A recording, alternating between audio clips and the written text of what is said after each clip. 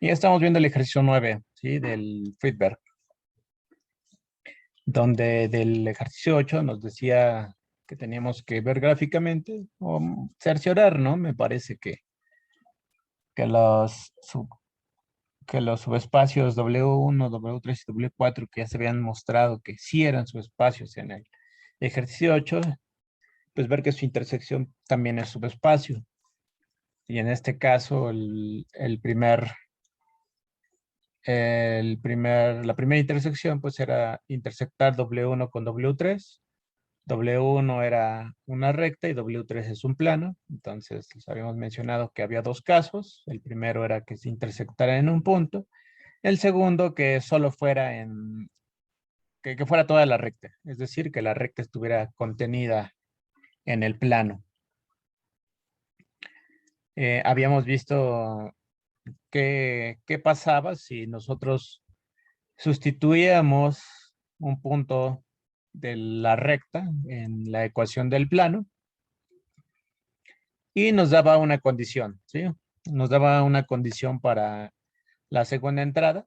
Nos decía que la segunda entrada tiene que ser cero, pero como tanto la primera entrada y como la tercera están en términos de la segunda, pues todas las entradas de la recta, todas las entradas de los puntos sobre la recta, de la forma 3A2, A2 menos A2, pues tenían que satisfacer esta condición que habíamos calculado, ¿sí?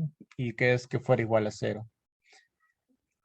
Pero si A es igual a cero, pues eso quiere decir que todas las entradas van a ser cero, y por lo tanto, pues la intersección solamente es el conjunto que contiene al cero, que es un subespacio vectorial de R3.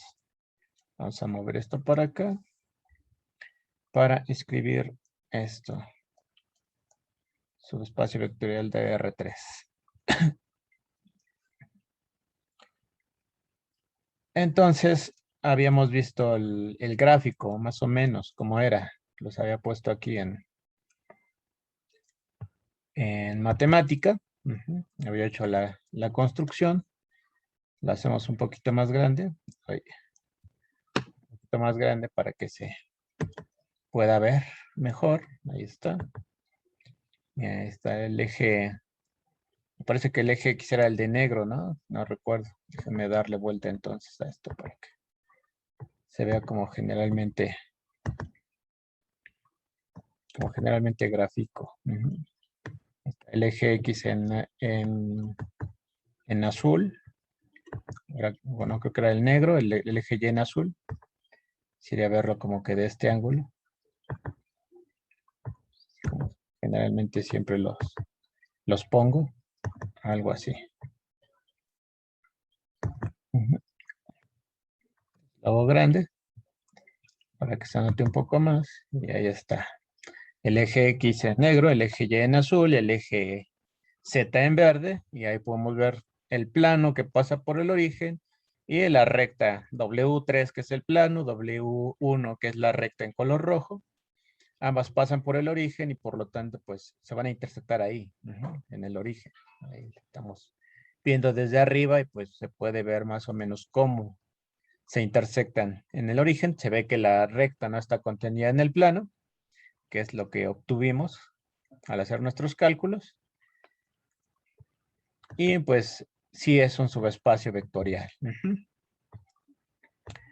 Bien, ahora vamos a ver el W1 intersección W4 y W3 intersección W4. Disculpa, ¿Sí? para, o sea, más bien, si la recta hubiera estado contenida en el plano, nos hubiera tenido que salir algo como cero igual a cero. Así es, tiene que satisfacer la ecuación del plano. Es lo que yo creí que iba a pasar en el W1 y con el W3, pero no satisfizo las condiciones. Y más bien me dio una condición más, que es que A2 es igual a cero, A2 tiene que ser igual a cero. Entonces, a partir de eso, bueno, determinamos que la intersección es el cero. Vamos a ver qué pasa con el W1, W3. Nuevamente tomamos un elemento de W1. Los elementos de W1, o sea, de la recta son de esta forma. Esto está en W1. Esto lo tenía que haber puesto aquí también. Arriba, está en W1. Bueno, de hecho está indicado acá. Ahora sí, me bajo. Aquí. Y ahora en W4. Vamos a recordar qué onda con W4. W4 eran todos los puntos que satisfacían lo siguiente. Déjenme ver dónde está el Friedberg. Está aquí. Ahí tengo el Friedberg. Friedberg Instruction. Friedberg, no. Aquí está la cuarta edición.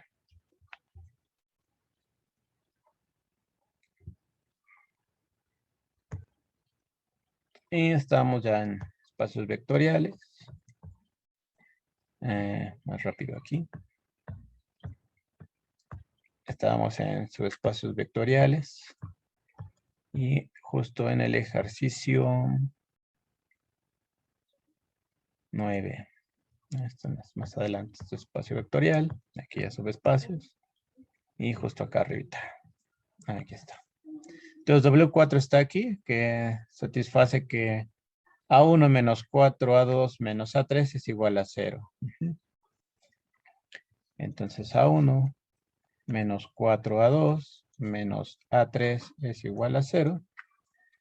Esto pues, sí, solo sí habíamos visto que se podía ver como el producto punto del vector 1 menos 4 menos 1 por A1, A2, A3, cualquier vector de R3, de tal forma que nos dé 0, que sea ortogonal. Pero bueno, esta es la ecuación del plano. Entonces vamos a sustituir. Sustituimos. Sustituimos justo el vector 3, A2, A2, menos A2. Bueno, sí, de W1, vamos a ponerle, en la ecuación del plano W3. Y entonces nos quedaría A1, sería 3A2, menos 4 veces A2, menos A3, pero A3 es menos A2, igual a 0. Entonces, en este caso se me queda 3A2, menos 4A2, menos por menos más A2, igual a 0. Y eso quiere decir que 4A2, bueno, 4A2 menos 4A2 es igual a 0. Y justo lo que me decía, ¿no? 0 igual a 0. Eso quiere decir que todos los puntos de la recta satisfacen la ecuación del plano. Pues eso quiere decir que todos los puntos de la recta están contenidos en el plano. Y pues lo que es lo mismo, decir que la recta está totalmente contenida en el plano, ¿sí? Aquí es lo que podríamos concluir. Podemos concluir que W1 está contenida en W3, ¿sí? El subespacio W1 está contenido en W3. Y por lo tanto, si nosotros hacemos la intersección, pues en este caso la intersección sería W1, por estar contenido en W3. Y pues eso sí es un subespacio vectorial de R3, porque desde el inicio ya los habíamos mostrado que esos eran subespacios vectoriales. Vámonos aquí a matemática, el ejercicio W1 intersección W4, que es lo que hicimos ahorita. El gráfico nos quedaría más o menos de esta manera. Tengo el plano, tengo la recta en rojo y los ejes, el eje X en negro, el eje Y en azul, el eje Z en verde. No se deja hacer más grande, ahí está. Y pues ahí podemos ver, ¿sí? Un poquito de lo que pasa. Ahí pongo el plano como que de canto. Y ahí se puede apreciar que se pierde la recta. Y si lo veo desde arriba, por ejemplo, ahí se ve como la recta está en el plano, totalmente contenida. Ujú. Y ambos pasan por el origen. Ahí se puede ver cómo tanto el plano como la recta pasan por el origen. Ujú. Y ya como que podemos verlo un poquito gráfico, ujú, lo que sucede. Entonces esa fue la intersección de W1 con W4. Ya nada más falta revisar W3 intersección W4, que sería una intersección de planos. Ujú. Entonces, cuando intersectamos dos planos, ¿qué es lo que obtenemos?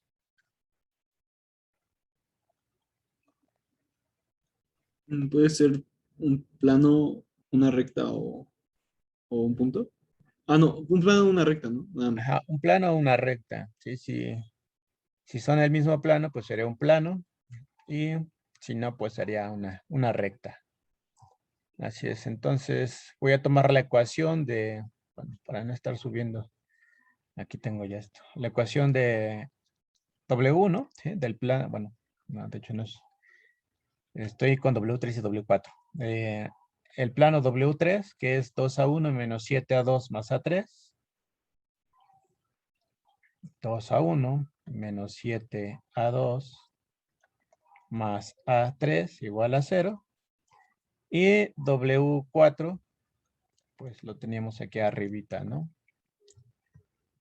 Ahí está, que es A1 menos 4A2 menos A3 igual a 0. Entonces lo que queremos es intersectar, ¿sí? Intersectar a esos dos planos. Y pues lo hacemos por método de suma y resta, ¿no? Resolver ese sistema de dos ecuaciones con tres incógnitas, al revés. Tengo más incógnitas que ecuaciones, eso quiere decir que por ahí una variable queda libre, ¿no? Aquí estas se van a cancelar, entonces me va a quedar 3A1 menos, menos 11, menos 11A2 igual a 0. Y justo esta es la ecuación de la recta. Ujú. Es una recta en el espacio. Ujú. Entonces, ahí, ¿qué sucede con A3? ¿Sí? Porque esa recta, pues, depende de A1 y A2. Ujú. ¿Qué pasa con el A3? Pues aquí, pues simplemente tendríamos que resolver, ¿no? Déjenme pasar esto que escribí aquí abajo. Ujú. Y vamos a hacer los cálculos de este lado, en este espacio. Vamos a separar. Y tendríamos en este caso, ¿qué nos conviene? Poner, por ejemplo, A1, que sería 11 tercios de A2. Ujú. Ahí tendríamos a A1 en términos de A2. Y pues ya que tenemos A1 en términos de A2, pues me agarro cualquiera de las ecuaciones. Por ejemplo, voy a agarrar la ecuación del plano W4. A1 menos 4A2 menos A3 igual a 0. Y sustituyo el valor de A1 que acabo de encontrar. Entonces me quedarían 11 tercios de A2 menos 4. Ahí me faltó el 4. Ay, creo que me va a borrar mucho. Espero que reaccione mi programa. A ver cuánto me borra. Ahí está. A2 menos 4A2 menos A3 igual a 0. Y lo que tenemos aquí son 11 tercios de A2 menos 4, que son 12 tercios. Entonces me quedaría menos un tercio de A2 igual a A3, ¿sí? Entonces A3 también lo pongo en términos de, de A2. Y entonces si yo quiero determinar la intersección, pues yo lo podría poner como el conjunto de todos elementos de A3, digo de R3, perdón, A1, 2, A3 de R3, tal que suceda eso, ¿no? Que A1 es igual a 11 tercios de A2 y que A3 sea igual a menos 1/3 de A2. En este caso, como les decía, tenemos una variable libre. La variable libre es A2. A1 y A3 dependen de A2. A1 y A3 son dependientes, A2 es independiente, queda libre. Entonces, en realidad, pues es una recta, ¿no? De hecho, es la recta. Si yo me fijo en los vectores de W3, intersección W4, sí, voy a ponerlo acá abajo. Si yo me fijo en los elementos de esa intersección, pues serían de la forma 11 tercios de A2, A2, menos 1/3 de A2. Por esto ya sabemos que lo podemos ver como A2 por producto por escalar. ¿Cómo se define el producto por escalar? A2 es un real por 11 tercios, 1, menos 1/3. Entonces, la recta que es la intersección de ambos planos, pues queda generada por este vector, ¿sí? Por el vector 11 tercios, 1, menos 1/3. Entonces ya lo único que hacemos es multiplicarlo por el escalar, es decir, pues lo vamos a alargar, lo vamos a contraer, le vamos a cambiar dirección para obtener cualquier elemento de la recta. Y si lo vemos gráficamente, pues ya vemos que sí se intersectan. Aquí están. Son dos planos que se intersectan. Y se intersectan en una recta. Ahí tracé la recta. Y aquí abajo ya está completo. Junto con los ejes. Entonces hacemos un poquito más grande el dibujo. Y ahí está. Ahí tenemos los dos planos. Ahí lo pongo ahí para que sea como tienen inclinaciones diferentes, por lo tanto se intersectan y se intersectan justo en la recta de color rojo. ¿Sí? Y esa recta de color rojo es una recta que pasa por el origen. A ver si por aquí se alcanza a ver así. Ahí. El plano pasa por el origen, la recta también. Entonces, pues, es un subespacio. Un subespacio vectorial. Una recta que pasa por el origen. Bueno, le dejo por ahí donde se vea, aprecie más o menos. No sé.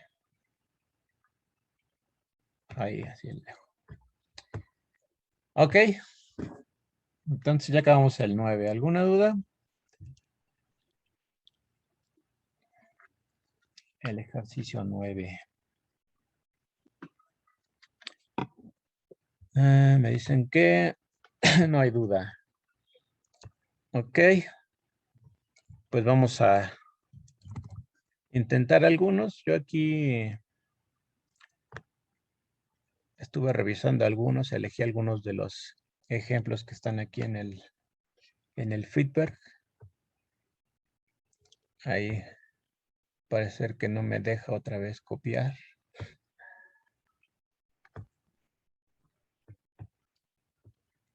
Bueno, vamos a leer lo que dice ahí. Dice, pruebe que W1, que es el conjunto de las eneadas con elementos en un campo F, tales que la suma de ellos es igual a 0, es un subespacio de Fn, o sea, de la multiplicación o el producto de copias de F, pero W2, también un elemento de ahí, el producto de las copias de F, de n copias de F, donde la suma de ellos es igual a 1, no lo es. No es un subespacio. Entonces nos vamos aquí. Tenemos que W1 es igual al conjunto de las eneadas con elementos en un campo F. Tal que si yo tomo la suma de todas las entradas de la eneada, es igual a 0. Y tomar W2 igual al conjunto de, nuevamente, n-hadas de el producto de F copias de n, donde la condición ahora es igualarlo a 1. Y me dice, prueba que esto sí es subespacio y prueba que esto no es subespacio. Entonces nada más es cosa de argumentar, ¿no? Argumentar cómo argumentarían que el primero sí es subespacio y el segundo no.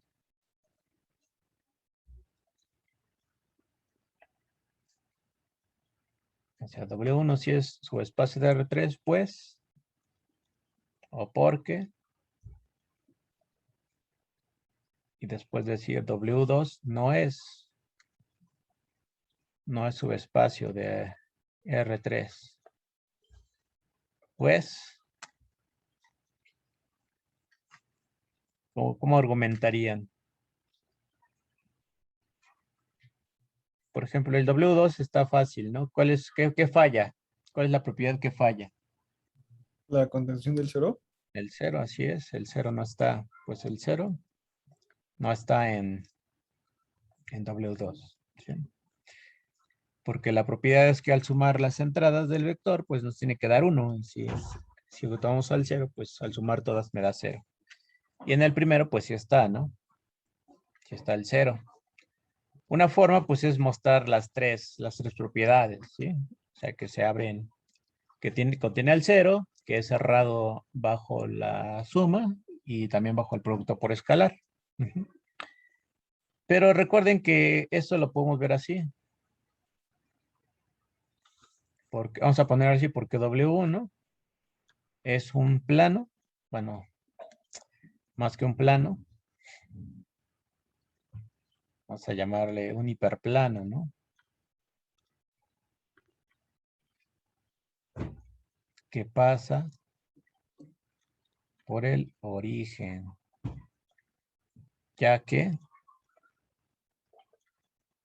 la ecuación del hiperplano que tenemos allá arriba, pues nos va a quedar así, ¿no? Lo podemos ver como 1, 1, así n veces 1, producto punto por A1, A2, AN. Y esto es igual a 0. Entonces, W1 es el subespacio generado. Todavía no hemos hablado del generado nosotros. Ustedes ya lo vieron con Cristóbal. Y aquí a lo mejor adelantándome un poquito, pues diríamos esto, ¿no? Que W1 es el generado por el vector que tiene en todas sus entradas 1.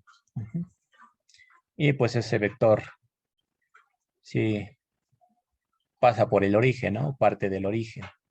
Entonces, si nada más lo alargo, lo contraigo, le cambio la dirección, al final de cuentas la recta que genera, pues pasaría por el origen.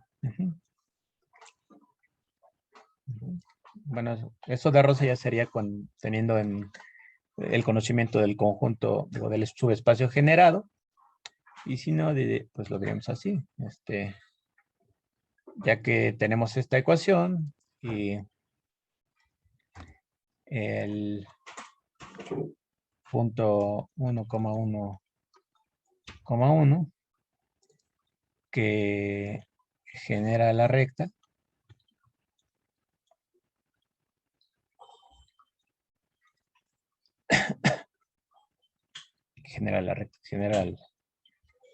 pues sí, genera una recta.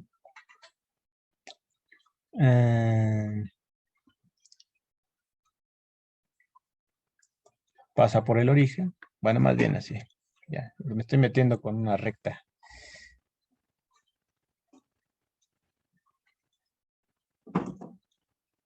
Vamos a ponerla así, está. O parte, vamos a ponerle parte del origen. Y es el vector normal al plano. Así queda mejor. Al plano W1 o al hiperplano, en este caso. Estamos en un espacio n-dimensional. Ujú. Si le pongo plano, pues ya ustedes también entenderían que es un plano, pero en FN, ¿no? Ujú. Y entonces, si está montado en el origen ese vector, el 1,1,1 con todas sus entradas 1, pues cuando haga producto punto con los vectores de R3 que son ortogonales a él, pues estos vectores también van a, van a partir del origen. Ujú. Y entonces, pues el plano va a pasar por el origen. Es como que buscar las maneras de argumentar, ¿sí? Quizá la otra, que es la más sencilla, pues simplemente es probar que el cero está, que se cumple que es cerrada bajo la suma y también bajo producto por escalar. Ujú. Ahora sí que ya depende qué tanto se quieran ustedes complicar, así como yo ahorita. Después el 11 dice sea W el conjunto de las funciones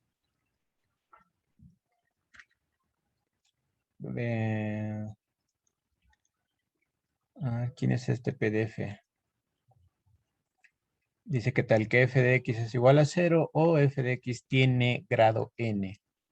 Un subespacio de este mismo conjunto, si n es mayor que 1, justifique su respuesta. Pues tiene que ser un conjunto de funciones, ese PF. Ahí, por ahí lo tuvo que haber definido. Aquí está, miren, en el ejemplo 1. Dice donde PNF consiste de todos los polinomios en PDF. Entonces PDF de grado menor o igual que en el PNF. Entonces PF es el conjunto de polinomios con coeficientes en el campo F. Ujú. Eso es lo que sería el PDF. Entonces F es un polinomio. Las F de X son polinomios en X. Ujú. Entonces tendríamos que SW es el conjunto de todos los polinomios en la variable X, que son polinomios con coeficientes en el campo F, tales que me dice que F de X es igual a 0, o que ¿F de X qué? Ah, no me equivoqué, es esto. Tiene grado n.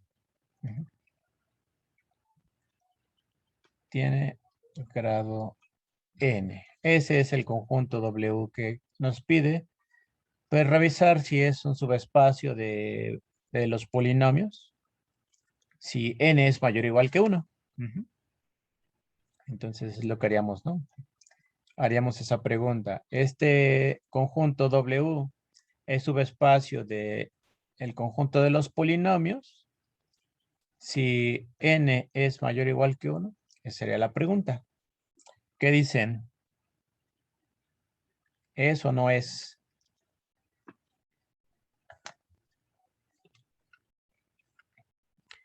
¿Será o no será?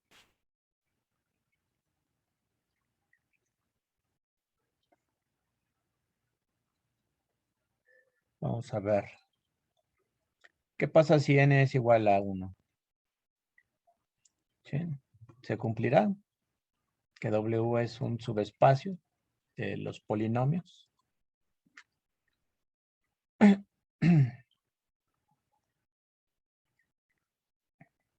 Yo creo que sí.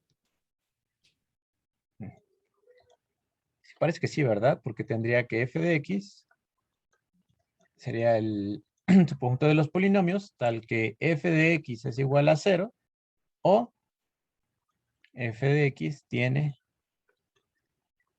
grado 1. Ujú. Y entonces, si yo me tomo cualquier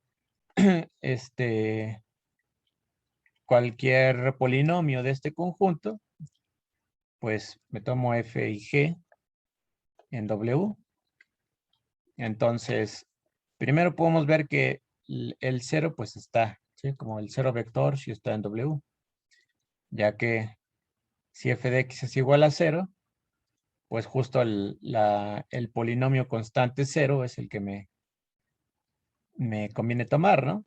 el coeficiente constante, digo, el polinomio constante, constante 0. Es tal que se cumple esto. Entonces, o una o la otra. Cumple la primera, entonces el 0 sí está. La suma, pues para la suma, si yo tengo f más g, pues tengo dos casos, ¿no? Tendría como que dos casos. O algunos casos más, ¿no? Podríamos pensar como 4 casos. Así como que el primer caso, si f de x es igual a 0 y g de x es igual a 0, pues entonces f más g de x, pues también va a ser igual a 0. Entonces, pues, si estaría, tendríamos el caso 2, donde f de x es igual a 0 y g tiene grado 1. En este caso, pues f más g tendría, bueno, digamos que tiene grado 1, ¿no? Tiene grado 1 y por lo tanto también estaría. Podríamos ver el caso 3, donde ahora f tiene grado 1 y ahora g de x es igual a 0, que sería análogo al anterior. Análogo al anterior. Y el último caso donde tendría que f y g tienen grado 1. Entonces, si yo tomo f más g, pues tendría dos opciones, ¿no? Tendría que f más g es, como pondríamos así, ¿no? F más g de x es igual a 0 o f más g tiene grado 1. Digo, si los dos son diferentes de 0, tendrían grado 1. Si los dos son iguales a 0, nos daría igual a 0. Pero también me puede dar 0, por ejemplo, si f de x es igual a x y si g de x es igual a menos x, ¿no? Esos son dos polinomios diferentes de 0, de tal forma que cuando yo los sume, pues me da 0, ¿no? Entonces, como que en la última parte tenemos como que tres casos, ¿no? Que me dé 0 si ambos son 0, que me dé 0 cuando son diferentes de 0, pero sea un caso similar a este, que una función sea la opuesta del otro. Y el otro caso es que los dos tengan grado 1, y entonces la suma también tendría grado 1. Y pues para el producto por escalar pasaría lo mismo, ¿no? Si tengo alfa f, pues ese va a estar en W, porque si al 0 lo multiplico por alfa, pues me queda 0. Y si a un polinomio de grado 1 lo multiplico por un escalar, pues me queda un polinomio de grado 1. Esto es para toda alfa en F. Eso ya nada más lo mencioné, ya no lo escribí aquí. Igual y sería bueno escribirlo, ¿no? Eso que dije, que como que los dos casos. Digo, a veces sí es como que muy trivial, ¿no? Pero también a veces es importante escribir eso, ¿no? Así como que si f es igual a 0, entonces alfa por f es igual a 0. Y entonces, vamos a poner, y entonces alfa f está en W. Y si f tiene grado 1, entonces alfa por f tiene grado 1 también. El escalar no afecta en nada al grado del polinomio. Entonces, pues también alfa f está en W. Y por lo tanto, W es un subespacio vectorial de Fn. No digo Fn. de n. PDF. Esto. Los polinomios con coeficientes en el campo f. Entonces, para n igual a 1, pues sí se cumple. ¿Qué pasaría para n igual a 2, por ejemplo?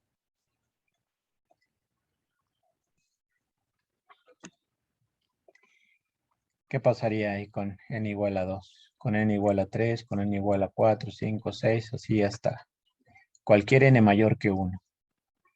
Si hay una... Es que no sé si vaya a cumplir la cerradura con la suma. Porque A ver, dame una f y una g, de tal forma que no se cumpla la cerradura. Esa sería como que la forma de ver que falle, ¿no? Dar un contraejemplo. A ver si lo pues hace podría ser con x al cuadrado x al cuadrado más 10x, más 3x, ajá, y el ajá, otro menos x al cuadrado menos x al cuadrado más 4x. más 4x. Así es, ese es un contraejemplo. Con estos la suma ya no es cerrada, porque en este caso w para n igual a 2 sería el conjunto de todos los polinomios con coeficientes en el campo f, tal que f de x o es 0 o tiene grado 2. Tiene grado 2, que es f de x. Y en este caso, si sumamos f más g de x, pues sería f de x más g de x. Y esto sería a x más 3x menos x cuadrado más 4x. Y esto es igual a 7x, ¿sí? En este caso los términos cuadráticos o los términos cuadrados se eliminan. Pero esto de aquí ya no tiene, esto ya no tiene ni grado 2 ni es 0. Para pertenecer a W o es 0 o tiene grado 2. Y lo que obtuve ya no está en W. Entonces ya lo pondríamos así. Esto ya no pertenece a W. Eso quiere decir que pues no es cerrado para la suma. Por lo tanto, diríamos que W ya no es un subespacio de PDF de los polinomios solo para n igual a 2. Podría ser algo similar para n igual a 3. Entonces sería mayor o igual a 2. Así es, para mayor o igual a 2. Así es, porque podemos hacer algo similar para n igual a 3, n igual a 4, n igual a 5, etcétera, ¿no? Hacer que los términos con grado 3, 4, 5, bueno, respectivamente a cada n, pues se eliminen en cierto momento y me queda algo que ya no va a ser de ese grado. Entonces, pues ahí va a fallar. Entonces, pues ya vimos que solamente se cumple para n igual a 1, pero para n mayor o igual que 2 ya no se va a cumplir que sea subespacios vectoriales. Ok. Si vamos bien. A ver, yo aquí había intentado algunos, porque quería pasarme a otras cosas. A ver. Había intentado el 14 y el 19. ¿Qué dice el 14? Dice, tenemos S un subconjunto de un conjunto no vacío y F un campo. Y tomamos CSF, que denota el conjunto de todas las funciones F que están en FSF, que son todas las funciones que van de S a F. Sí, nosotros lo habíamos llamado como F de S. El conjunto de todas las funciones que van de F a S. No, de S a F, perdón. Del conjunto al campo. Y en este caso la condición es que F de 0, digo F de S es igual a 0 para todos los elementos, excepto para un número finito de ellos. Entonces probar que es un subespacio vectorial. Entonces vamos aquí. Entonces recordemos quién es este conjunto. Bueno, ahí en el problema lo llaman así, ¿no? lo llaman una F así medio gariboleada, no sé, una F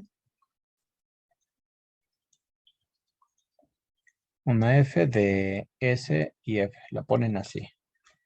Eso nosotros lo vimos de esta manera, como F a la S, que es el conjunto de todas las funciones que van de S al campo F. ¿Sí? F función. Y luego de ahí nos definen un subconjunto que le llaman CSF, que es igual al conjunto de todas las funciones en F de S, tal que F de S es igual a 0 para toda S en S, excepto en un número finito. Excepto un número finito de elementos. Excepto, bueno, sí, excepto en un número finito de elementos. Elementos de S. Es para todo excepto en un... Bueno, lo voy a escribir aquí con letra porque ese para todo es como que muy dominante en nuestro lenguaje. Podríamos pensar que es para todo y que para todos y no para todos. Así, para todo S en S, excepto en un número finito de ellos. Vamos a alejar esto un poquito para que no me quede ahí tan apachurrado. S en S. Entonces, esto será un subespacio vectorial. Pues sí es un subespacio vectorial. No sé si ese lo probamos, el del conjunto de las funciones. Es un subespacio vectorial. Bueno, es un espacio vectorial. Ahora hay que ver si este C de SF es subespacio vectorial. Pues vamos a ver. El 0 está. El 0 está en CSDF.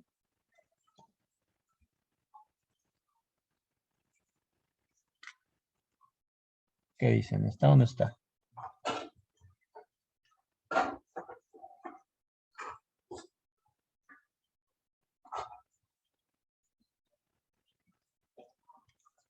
¿Estará o no estará la función 0? ¿Sí? Cuando hablo del 0 es el 0 vector. En este espacio, en este caso el espacio vectorial es el espacio de las funciones, pues estaríamos hablando del 0, la función 0. Entonces, 1 sería probar que el 0 está en ese conjunto. ¿Está o no está? ¿Qué dicen ustedes? Empiezan las votaciones. ¿Qué dicen? Dice, Pero el conjunto no es necesariamente infinito, ¿sí? ¿cómo? El conjunto es infinito. O sea, sí tiene un infinito número de ¿Cuál conjunto? el C, SF. ¿Este de funciones? Ajá. Mm, Pues podría ser infinito, no habría ningún problema. Lo único que necesito es que... este conjunto de acá, Ajá. pues según yo sí podría ser infinito, ¿no? Porque lo que me interesa son las funciones que van de este conjunto a este conjunto. Y lo único que tiene que pasar es que estas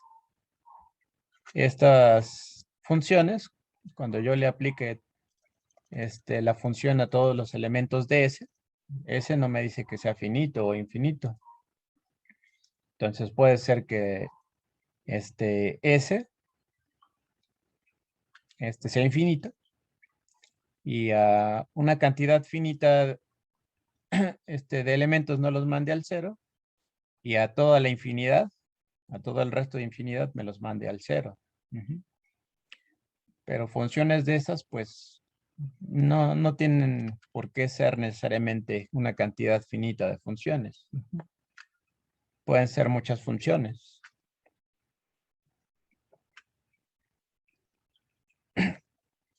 Por ejemplo, podría considerar simplemente las constantes, ¿no? Bueno, esas constantes, las constantes no van a estar ahí porque nada más la constante cero es la que sí me manda elementos al cero. Pero podría ser funciones que tengan así como que el dominio partido, ¿no? Donde en una parte me lo manden al cero y en otra parte me lo manden pues, a otra cosa. Ahí a lo mejor sí alguna constante, ¿no? La constante, vamos a ponerle constante n. O n suena como a variable. Vamos a ponerle constante c. A ciertos elementos me los mande al cero y a otros me los mande a c. Entonces, de estas funciones, pues tendríamos una infinidad, ¿no? Entonces, y a lo mejor podría ser que los que se van a C, pues justo sean una cantidad finita, ¿no? De elementos. Y toda la infinidad se vaya al cero. Eso es una función, ¿sí? Están bien definidas. Entonces, de esas puedo tener una infinidad. Una para cada constante. Es que Entonces, yo no entiendo bien lo de la condición de para todo es en ese. Porque si ese es finito, entonces podemos elegir o sea, por ejemplo, que tenga tres elementos ese. ajá. O sea, podemos elegir que esos tres no vayan al cero. O sea, que vayan a otra cosa, pero que no sea el Ajá. cero. O sea, la condición sí permite que hagamos eso. O, No, no porque nos dice que f de s tiene que ir al cero. Al menos para algunos elementos. O ok, sea, ok. ajá, como que tengo la función cero,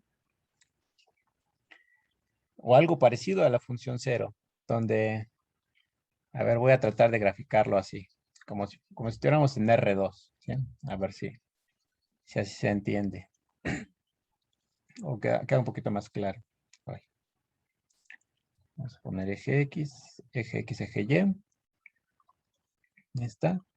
Entonces la función constante cero, pues es la que vamos a ponerle un poquito de grosor a esta recta rojita para que se entienda. Ahí está. La función constante cero es la que a todos los elementos de S me los manda al cero. Esa es la constante cero. Entonces, en este caso, las funciones que yo voy a considerar son parecidas a la constante cero. La única diferencia es que algunos puntitos por ahí, algunos elementos de S, ¿sí? Voy a ir como que a partirle por acá. Algunos elementos, una cantidad finita de elementos de S, esos no me los va a mandar a cero, me los va a mandar a otra cosa, ¿no? A lo mejor este me lo manda acá, esto lo manda por acá, la imagen de este está por acá y la imagen de este está por acá. Entonces quiero todas las funciones de ese estilo, que a todos los elementos de ese me los mande al cero, excepto a una cantidad finita, ¿sí? De ellos. ¿Sí? ¿Sí queda más claro? Sí, Cómo son gracias. las funciones de ese conjunto? Te estoy buscando cosas de ese estilo. Ay, se me olvidó el eje Y.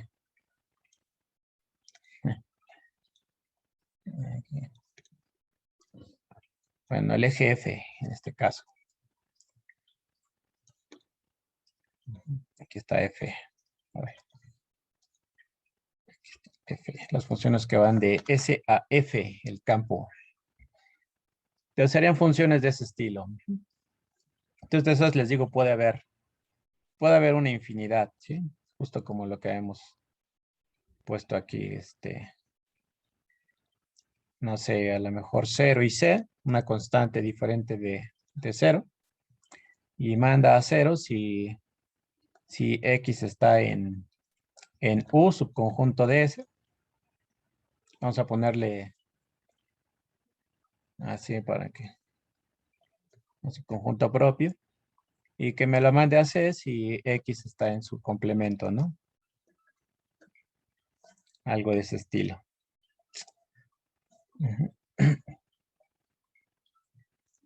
O como una función característica, ¿no? La famosa función característica 0. En este caso parecida, ¿eh? Una característica. F de X es igual a 0 si X está en U, y a C si X no está en U. Algo similar a una característica. Entonces, de estas puedo definir una para cada C del campo. Entonces, pues puedo tener una infinidad. Y aquí diríamos que, donde S menos U, finito, ¿no? Eso es lo importante.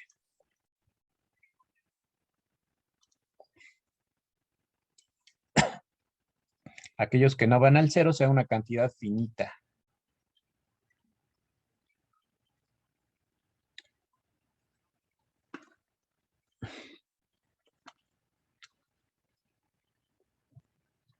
Aunque así como lo estoy definiendo, creo que no estaría correcto, ¿no?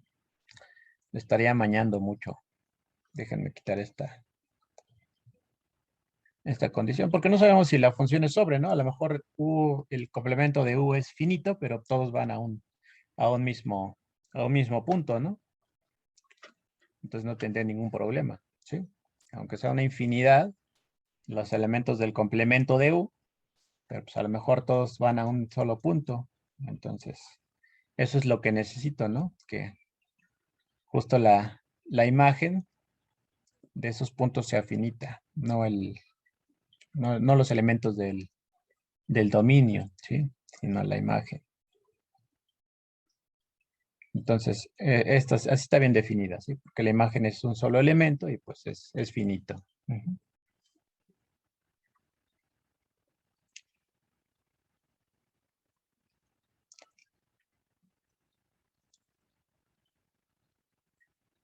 Ah, no. No, sí me estoy confundiendo, ¿verdad? Ya ven, ya pasándome de la hora. Ya me pasé, no me había dado cuenta. Ya ando desvariando. Sí, tiene que ser finito, ¿no? Porque es justo lo que me dice la condición. Que excepto un número de elementos de S. Y justo el complemento, pues está contenido en S. Entonces es un número finito de elementos de S que me los manda a otra cosa que no es el 0. Bueno, pero eso nada más era para ver que ese conjunto pues puede tener una infinidad de funciones. Entonces probar que es un subespacio vectorial. Pero pues eso ya lo checamos la próxima clase, ¿sí? Hay que checar que el 0, la función 0 pertenece a ese conjunto. Hay que demostrar que f más g también pertenece al conjunto, que es cerrado. Y hay que probar también que un cierto alfa del campo por f, pues pertenece al conjunto. Entonces, si pueden, chéquenlo, ¿sí? Chéquenlo de tarea. Para la próxima clase ya lo revisamos bien. Entonces ahí le dejamos porque ya me pasé.